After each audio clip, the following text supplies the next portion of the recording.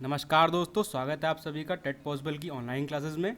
आज की इस क्लास में हम देखेंगे मनोविज्ञान के बारे में। तो आज जानेंगे हम मनोविज्ञान क्या है। चलिए देखते हैं मनोविज्ञान के बारे में कुछ महत्वपूर्ण बातें जो कि एग्जाम के हिसाब से हमारे लिए इंपॉर्टेंट हैं। तो भाई मनोविज्ञान क्या है, पहले हमें जानना चाहिए। मनोविज्ञान जानने से पहले पहले बात तो हम अब जो है मनोविज्ञान शब्द को तोड़ेंगे। मनोविज्ञान शब्द को हम अंग्रेजी या इंग्लिश भाषा में क्या बोलते हैं? इंग्लिश भाषा में हम मनोविज्ञान को बोलते हैं साइकोलॉजी, ठीक है ना। इंग्लिश भाषा में मनोविज्ञान क्या बोला हमने हमने बोला साइकोलॉजी। तो एक गैरेट महोदय थे, एक मनोवैज्ञानिक, इन्होंने क्या किया, इस साइकोलॉजी शब्द को तोड़ा दो भागों में, ठीक है। और उन्होंने बताया साइकोलॉजी शब्द का मतलब क्या होता है। तो उन्होंने साइकोलॉजी शब्द को दो कौन से शब्दों में तोड़ा? एक तोड़ा उन्होंने साइकी और दूसरा लोगोस, ठीक है, साइकी और लोगोस।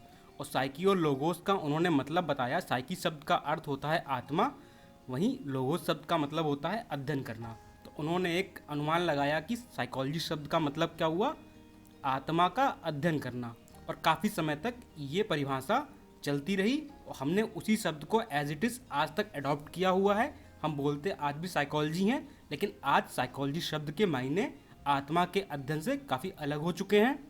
तो आगे की स्लाइड्स में हम जानेंगे कि साइकोलॉजी किस क्रोनोलॉजी में बदली, ठीक है ना। आत्मा के विज्ञान से आज वो व्यवहार के विज्ञान तक कहाँ से आई, कैसे आई, किन किन वैज्ञानिकों ने अपने क्या क्या मत रखे, ठीक है ना, उसके बारे में जानेंगे, ठीक है ना। जैसे बेसिकली साइकोलॉजी क्या होती है, अगर आपसे पूछा जाए आमतौर पे कोई पूछे कि साइकोलॉजी क्या होती है, तो आप यही कहेंगे साइकोलॉजी मतलब मन का विज्ञान। लेकिन मन का विज्ञान भी गलत परिभाषा बोल दी गई कुछ समय पहले। असली परिभाषा क्या होती है? व्यवहार, व्यक्ति के व्यवहार को जानना ही साइकोलॉजी है, ठीक है ना। हम जब किसी के व्यवहार में काफ़ी अचानक से परिवर्तन आता तो हम क्या बोलते हैं, यार काफ़ी साइको व्यक्ति है, मतलब उसका व्यवहार बड़ा अजीब सा है, ठीक है ना। तो उसका व्यवहार बदल रहा है ना, तो हम उसके व्यवहार के अनुसार अनुमान लगाते हैं ना।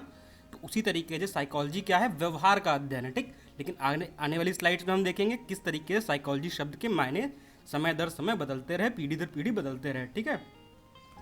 तो अब देखिए यहाँ पे सबसे पहले 16वीं शताब्दी तक मनोविज्ञान को क्या बोला गया? 16वीं शताब्दी तक मनोविज्ञान को माना जाता रहा आत्मा का विज्ञान, ठीक है ना। तो ये कब से चला रहा था? ये तकरीबन ईसा पूर्व तीसरी चौथी शताब्दी से चला रहा था। ईसा पूर्व समझ लीजिए, जब सुकरात अरस्तु थे तब से ये परिभाषा चली आ रही थी कि क्या माना गया कि आत्मा का विज्ञान होती है मनोविज्ञान, ठीक है ना। और मनोविज्ञान को काफ़ी समय तक तो भाई दर्शन शास्त्र का ही भाग माना जाता रहा, ठीक है ना। 16वीं शताब्दी के बाद आके क्या हुआ, वो दर्शन शास्त्र से अलग हुई, ठीक है। पहले क्या बोला जाता था कि ये दर्शन शास्त्र का ही भाग है, ये कोई अलग से सब्जेक्ट नहीं है, अलग से कोई पढ़ने लायक विषय नहीं है।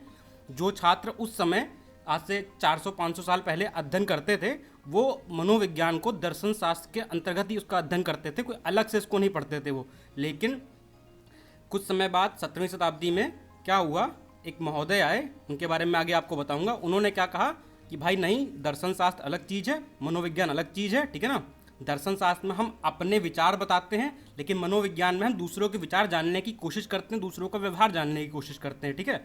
तो आत्मा की विज्ञान जिन लोगों ने कहा उनमें कौन से थे? तो महान दार्शनिक प्लेटो, अरस्तु, डेकार्टे, ये सभी कितने आज से 2000 साल पहले सारे मनोवैज्ञानिक थे, या फिर ये दर्शन शास्त्री जो थे, ये आज से 2-2,500 साल पहले की बात है। ये तब इन्होंने क्या कहा, ये आत्मा की विज्ञान है, और इनमें यही लोग प्रमुख थे, प्लेटो, अरस्तु और डेकार्टे।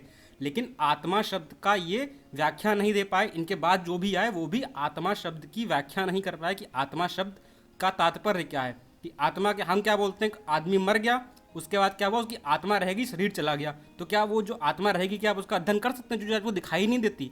आत्मा तो यही कहा जाता है कि आत्मा किसी को दिखाई ही नहीं देती है, ठीक है ना। आत्मा अजर अमर है, तो आप उसका अध्ययन कैसे कर रहे हैं? जो जो दिखाई नहीं दे रही, आप उसका अध्ययन कैसे कर सकते हैं, ठीक है ना। तो इसी प्रकार से ये परिभाषा 16वीं शताब्दी के अंत होते होते खारिज कर दी गई, अमान्य करार दे दी गई। इसके बाद 17वीं शताब्दी में कुछ और लोग आए, पोम्पोनॉजी, पेस्टोलॉजी, जो कि स्विट्जरलैंड के निवासी थे। इनके बारे में आपने पढ़ा होगा हिंदी के मनोविज्ञान में, नहीं पढ़ा है तो आगे मैं आपको पढ़ाऊंगा, ठीक है ना। कि पेस्टोलॉजी, जॉन लॉक, बर्कले, ये सभी महान मनोवैज्ञानिक हैं, महान दार्शनिक हैं, ठीक है। इन सब ने क्या कहा इसको, मनोविज्ञान को मन का विज्ञान या मस्तिष्क का विज्ञान। इन्होंने कह दिया कि भाई किसी के मन को जानना या मस्तिष्क को जानना ही क्या होता है, मनोविज्ञान होता है। लेकिन मन को जानना और मस्तिष्क को जानना, भाई आप कैसे जानेंगे किसी के मन को? मैं आपके सामने चुपचाप बैठा हुआ हूँ, कुछ आपसे नहीं बोल रहा हूँ, क्या आप मेरे दिमाग के अंदर घुस जाएंगे? नहीं ना। या कोई आपके दिमाग के अंदर घुस जाएगा? बिल्कुल नहीं घुस पाएगा। तो आप किसी के मन को, किसी के मस्तिष्क को किस प्रकार जानेंगे? आप उसको तभी जान पाएंगे जब वो कोई क्रिया करेगा, ठीक है ना। बिना क्रिया किए आप उसके बारे में कोई भी अंदाजा या अनुभव नहीं ले सकते, ठीक है ना। तो इस कारण से यह परिभाषा भी 18वीं शताब्दी में अमान्य करार दे दी गई, ठीक है ना। इसके बाद एक नई परिभाषा आई, क्या आई, आगे देखते हैं। नई परिभाषा किसने दी, William Wundt, William James, Titchener, Vives, ठीक है। इन लोगों ने क्या कह दिया, इन लोगों ने कह दिया चेतना का विज्ञान, कि भाई आदमी जो है चेतन मन, कॉन्शियस माइंड जो है उसका, कॉन्शियसनेस का जो विज्ञान है वही तुम्हारा क्या है, वही मनोविज्ञान है। इसका भी ये लोग अर्थ स्पष्ट नहीं कर पाए कि भाई चेतना शब्द का तात्पर्य क्या है यहाँ पे। हालांकि आप यहाँ पे जान लीजिए, विलियम जेम्स, ये जो लिखा हुआ है यहाँ पे, विलियम जेम्स कौन थे, विलियम जेम्स ही वह व्यक्ति थे जिन्होंने मनोविज्ञान को दर्शन शास्त्र से अलग किया, ठीक है ना। मनोविज्ञान को दर्शन शास्त्र से अलग करने वाले व्यक्ति कौन से थे, विलियम जेम्स, ठीक है। लेकिन यह भी चेतना का विज्ञान बोलते रह गए ये, लेकिन चेतना शब्द का ये अर्थ नहीं बता पाए और यह परिभाषा अपूर्ण रह गई। और अंत में क्या हुआ, यह परिभाषा खारिज कर दी गई और अमान्य करार दे दी गई। और इस संबंध में विलियम मैकडूगल, एक महान राइटर, महान दार्शनिक, इन्होंने क्या किया, अपनी किताब आउटलाइन साइकोलॉजी में क्या कहा, चेतना शब्द की इन्होंने कड़ी निंदा की है। जिस संदर्भ में लोग चेतना शब्द का इस्तेमाल कर रहे थे उस संदर्भ में इन्होंने चेतना शब्द की कड़ी निंदा की। आप इस पुस्तक का नाम याद कर लीजिए। आपकी टीईटी परीक्षाओं या सुपर टीटी परीक्षाओं में क्या होता है, किताबों के नाम अक्सर पूछे जाते हैं कि ये पर्टिकुलर किताब किसने ली है, खासकर साइकोलॉजी के सेक्शन में। तो याद कर लीजिए आउटलाइन साइकोलॉजी। कौन है इसके राइटर, इसके राइटर हैं विलियम मैकडूगल, ठीक है। इनकी कई सारी परिभाषाएं आपको आगे पढ़ने को मिलेंगी, ठीक। अब 20वीं शताब्दी जब आई तो भाई कई सारे दार्शनिकों ने क्या कह दिया कि भाई मनोविज्ञान क्या होता है, व्यवहार का विज्ञान है। और ये परिभाषा आज तक ऐसे ही चल रही है, पिछले तकरीबन 100-125 साल से ये लगातार ये परिभाषा चल रही है। तो ये व्यवहार का विज्ञान जिन्होंने माना वो कौन से वैज्ञानिक थे, इसमें सबसे प्रमुख थे वॉटसन, इसके अलावा वुडवर्थ, स्किनर, मैकडूगल, थॉर्नडाइक, सभी प्रमुख हैं। इनके बस सबके बारे में आप आगे पढ़ते रहेंगे लगातार। तो इन सभी लोगों ने क्या कहा भाई कि व्यवहार, किसी व्यक्ति के व्यवहार का अध्ययन करना ही मनोविज्ञान है। हालांकि परिभाषा कई मायने तक सही भी है कि जब तक आदमी क्रिया नहीं करेगा, व्यक्ति क्रिया नहीं करेगा, आप या मैं क्रिया नहीं करेंगे, तब तक हमारे बारे में कोई भी अंदाज़ा लगाया जाना मुश्किल है। अगर व्यक्ति आपके सामने चुपचाप बैठा है, जैसे हमने आपको पहले बताया, तो आपके उसके बारे में क्या व्यू होंगे, आप क्या परसेप्शन डालेंगे उसके बारे में, जब वो उसने कोई क्रिया की ही नहीं आपके बारे में। कोई व्यक्ति अच्छा है या बुरा है, वो किस तरीके से आप फैसला करते हैं उस बात का, उसकी क्रियाओं के आधार पर, उसके कर्मों के आधार पर, ठीक है ना। तो उसके व्यवहार के आधार पर तो आप बताते हैं कि ये इसका व्यवहार सही है, ये गलत व्यक्ति है या सही व्यक्ति है, ठीक है ना। उसी प्रकार से क्या बोला गया कि अंत में मनोविज्ञान क्या है, मनोविज्ञान व्यवहार का विज्ञान है। और आज तक ये परिभाषा ऐसे ही चल रही है। चलिए अब कुछ परिभाषाएं देख लेते हैं। अलग अलग मनोवैज्ञानिकों ने मनोवैज्ञानिक विज्ञान के संबंध में अपनी कौन कौन सी परिभाषाएं रखी है, ठीक है। तो विभिन्न परिभाषाएं कौन सी हैं, जो स्किनर महोदय इन्होंने क्या कहा, इन्होंने कहा कि मनोविज्ञान व्यवहार व अनुभव का विज्ञान है। जैसा कि आपको ने बताया था, ये व्यवहार के विज्ञान के समर्थक थे। इन्होंने ही कहा था कि व्यवहार का विज्ञान है। तो इन्होंने क्या कह दिया कि मनोविज्ञान व्यवहार और अनुभव का विज्ञान है, ठीक। इसके बाद क्रो एंड क्रो महोदय इन्होंने क्या कहा, इन्होंने कहा कि मनोविज्ञान मानव व्यवहार और मानव संबंधों का अध्ययन है, ठीक है।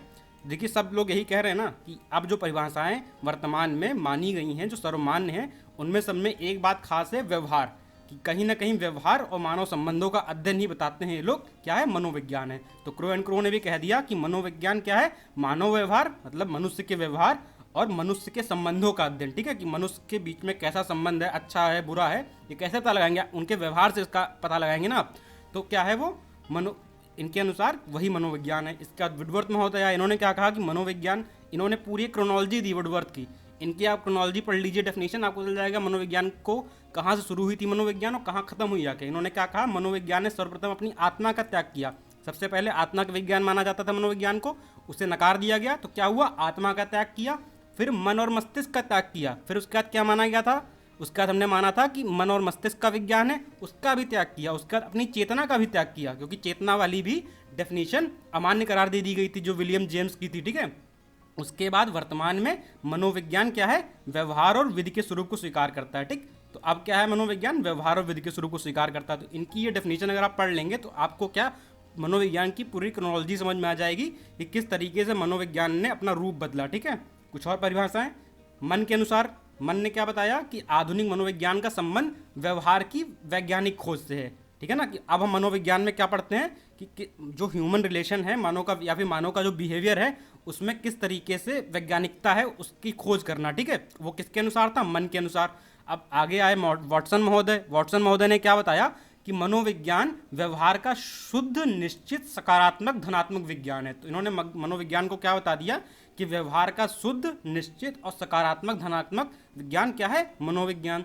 फिर एक और वॉटसन महोदय की आई डेफिनेशन। इन्होंने क्या बताया इसमें कि तुम मुझे एक बालक दो, मैं उसे वो बना सकता हूं जो मैं बनाना चाहता हूं। क्यों?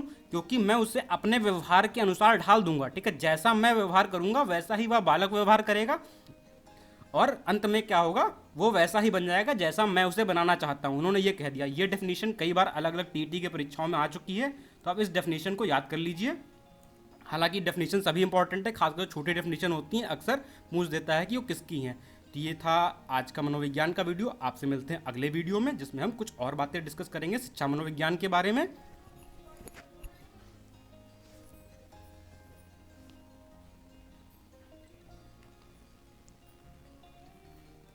अगर आपको हमारा प्रयास अच्छा लगा तो आप वीडियो को लाइक कीजिए, वीडियो को ज़्यादा से ज़्यादा शेयर कीजिए और चैनल को सब्सक्राइब करके बेल आइकॉन दबाइए।